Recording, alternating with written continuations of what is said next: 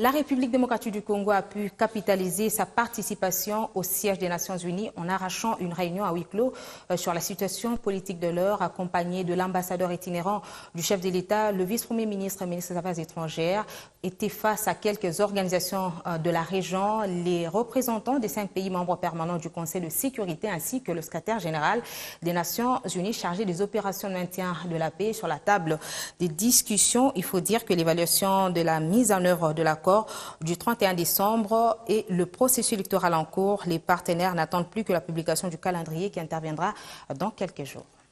Près des 180 pays membres des Nations Unies ont convergé pour la 72e Assemblée générale qui se tient ici à New York et les caméras du monde entier seront braquées pendant quelques jours autour de cet événement. En ce qui concerne la République démocratique du Congo, il faut dire qu'une réunion est prévue ce mardi 19 septembre ici au siège même des Nations Unies.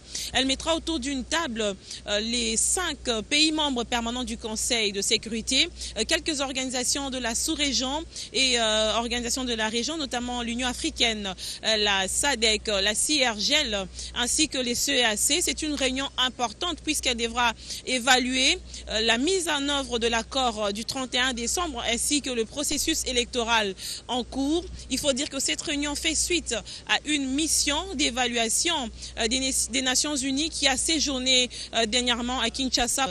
C'est une réunion presque informelle qui sera présidée par le secrétaire général adjoint des Nations Unies chargé des opérations de maintien de la paix, Pierre Delacroix.